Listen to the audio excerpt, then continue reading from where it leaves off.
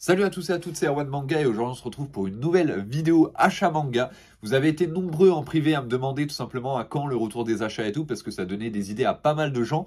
Donc c'est parti. J'en ferai je pense 2, peut-être 3 fois par mois, je sais pas. En tout cas ce mois-ci je pense en faire peut-être un là et un en fin de mois parce qu'en fin de mois il y a pas mal de choses qui se passent aussi. D'ailleurs je serai à la Japan Expo Sud.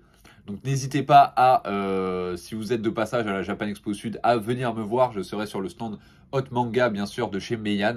Donc n'hésitez pas à aller me voir. On commence tout de suite, parce qu'il y a énormément de choses à présenter. On va commencer par le coffret Le Péché originel de Takopi. Voilà, donc qui contient le tome 1 et 2, donc c'est l'intégrale, plus un one-shot de l'auteur. Donc c'est plutôt sympa, voilà, le coffret en plus est très très très beau. Donc c'est cool, en plus il a été édité à beaucoup d'exemplaires parce que je ne l'ai pas vu en rupture de stock. Donc ça c'est cool, donc en plus c'est nos amis, c'est chez Pika, du coup pour, voilà, ils font souvent pas trop de réimpression et tout. Et là c'est cool qu'ils l'ont édité en plusieurs... énormément de quantité, comme ça on peut tous l'avoir et on est content. Et franchement, il y a du travail assez sympa sur le coffret et tout, donc c'est plutôt sympa. Alors personnellement, je ne l'ai pas lu, ma femme l'a lu, elle a dit que c'était assez trash et tout, donc hâte de le lire. On continue avec le tome 5 de Looking Up Magical Girl. Pour ceux qui aiment bien le BDSM et ceux qui aiment bien les Magical Girls, c'est un mélange des deux et ça fait Looking Up Magical Girl. C'est très sympa, les dessins sont très cool. Et en plus de ça, bien sûr, il y a énormément de culture à l'intérieur, donc c'est ça qui fait plaisir. Donc lisez Looking Up Magical Girl chez Meian dans leur collection Daytan. On continue avec, alors ça j'étais content, vous avez vu passer sur mes réseaux que je me suis dit cette année je vais me procurer tous les JoJo.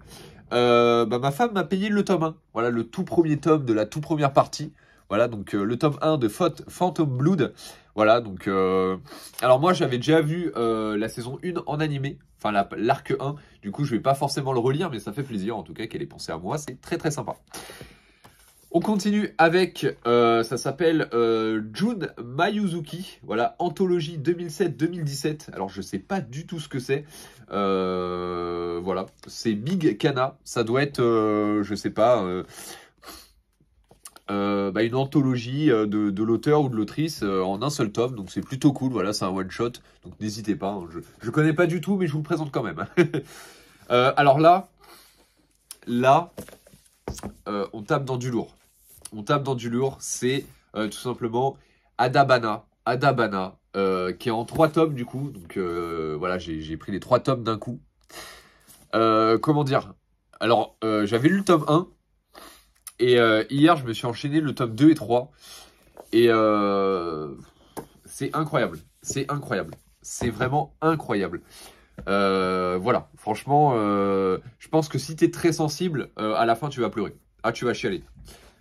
Ah, tu vas pleurer. Franchement, le tome 3, en plus, le tome 3 est vraiment plus épais que les autres. Voilà, ça te fout un coup.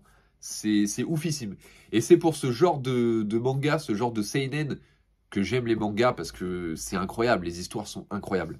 Et en plus, c'est en seulement 3 tomes. Donc, c'est plutôt cool.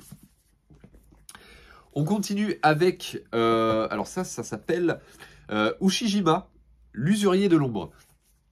Voilà, donc je comptais le faire. Alors il est en 46 tomes, je crois, si je dis pas de conneries. Voilà, à la librairie, on m'a confirmé qu'il n'y avait pas de rupture, donc ça c'est cool. Et en fait, à un moment donné, tu avais le tome 1 offert. Voilà, donc le tome 1 était offert. Voilà, donc sans limite d'achat, juste tu venais à la librairie, s'ils en avaient, ils pouvaient te le donner. Voilà, donc ce que j'ai fait moi, c'est que j'ai pris le tome 2. Comme ça, au moins, je lis le tome 1 et j'enchaîne sur le tome 2. Et comme ça, je vois si c'est vraiment sympa ou pas. On continue avec Terukan Boys. Alors, je sais pas, pareil, de quoi ça parle. C'est un one-shot. Et c'est ma femme qui l'a acheté. Donc, ça a l'air très sympa. Donc, à voir.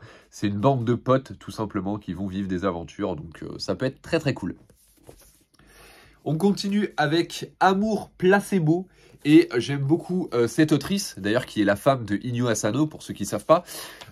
Tout simplement, elle a sorti, si je dis pas de bêtises, elle a sorti, voilà, En proie au silence, qui est incroyable, que j'ai terminé d'ailleurs.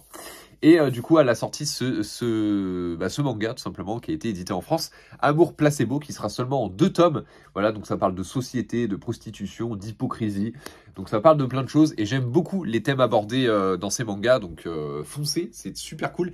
Et en plus, les dessins, bah, c'est toujours un régal. Hein. C'est très simple, mais ça fait l'affaire. Et puis, tu sais, il n'y a pas de case vide et tout. C'est très sympa. Donc, Amour Placebo.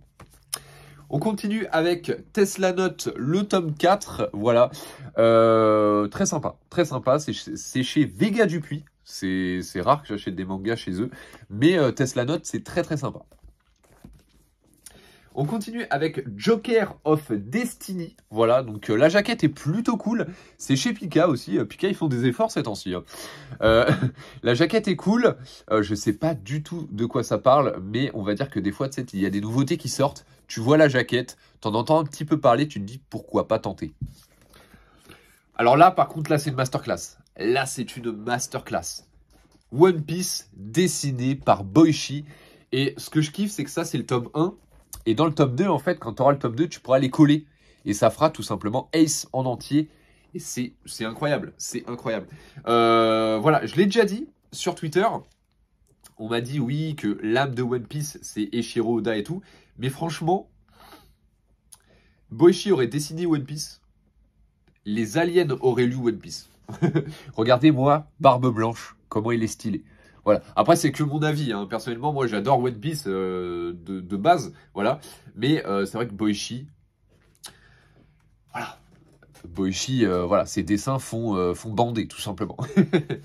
Mais non, franchement, j'aime beaucoup. Et j'ai vu en plus que, du coup, il y avait une histoire aussi, One Piece, tout simplement, qui est dessinée par le gars de Food War. Donc c'est plutôt sympa que Eiichiro Oda, il distribue un petit peu son manga et qu'il y a des dessinateurs qui font tout simplement des spin-offs de One Piece. C'est plutôt cool. Donc voilà. Donc le spin-off de One Piece dessiné par Oda. Par Oda. Dessiné par Boichi. Voilà. Très cool. On continue avec le tome 3 et 4 de Reincarnated as a Sword. Mon accent anglais est nul. Hein. Quand je vais aller aux États-Unis, je vais bugger. C'est chez Ototo. Alors, en gros, c'est un gars qui est réincarné en épée. Voilà. Donc, vous voyez, l'épée, elle est là. Elle est hyper badass et tout. Voilà. Il est réincarné en épée. C'est plutôt sympa. Alors, j'ai lu que le tome 1. J'ai pas continué pour l'instant. Mais voilà, quand tu vois les jaquettes, les arguments, ça a l'air très cool. Donc ça, je vais mettre ça, hop, de côté. On va continuer avec... Alors ça, c'est ma femme qui l'a acheté parce qu'elle est très fan de l'auteur. C'est le nouveau manga Ichi de Ryuta Amazume. Celui qui fait Nana... pas Nana, je suis un ouf. Celui qui fait Attache-moi, le manga Attache-moi. Donc voilà, il a sorti un nouveau manga. Et il y a les 2 premiers tomes qui sont sortis en japonais. Et vu qu'elle est fan, tout simplement, elle l'a acheté, hein, tout simplement. Voilà. Et les dessins sont très cool. Si vous aimez Ryuta Amazume et que vous avez les Attache-moi, n'hésitez pas à me les vendre. Ça serait très sympa. On continue avec Boys Abyss, le tome 2. Voilà. Alors, le tome 1... Quand ma femme l'a lu, elle m'a dit il était incroyable. Du coup, elle a pris le tome 2 et moi, du coup, il faut que je découvre ça parce que c'est vrai que les seinen ces temps-ci, j'en enchaîne pas mal et j'aime beaucoup. En plus, c'est chez Big Kana, un petit peu comme Adabana, je crois que c'est ça. Hein.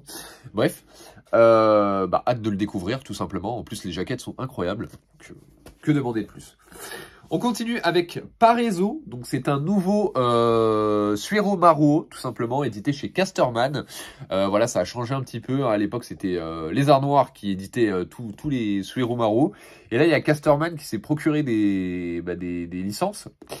Et Paraiso, alors personnellement, je trouve que c'est le moins bon des Maruo que j'ai lu pour l'instant. Il n'y a pas énormément de culture à l'intérieur. C'est vrai que moi j'aime bien un petit peu l'érotico-trash, vraiment quand ça part dans l'érotisme, mais que c'est très trash, un petit peu comme DDT ou ce genre de choses, ou le monstre au teint de rose, des trucs comme ça. C'est vrai que lui j'étais un poil déçu, voilà. Après bon, c'est vrai que vu avec tout ce qui se passe ces temps-ci, d'éditer du Maruo assez soft, ça peut être très sympa aussi. On continue avec les histoires courtes, l'intégrale de Junji Ito. Alors c'est vrai qu'il y a Delcourt Tonkam et Mangetsu qui sont un petit peu la guerre. pour savoir qui va éditer telle histoire de Junji Ito et tout. Moi, personnellement, j'ai toujours des coups de cœur pour les Delcourt Tonkam.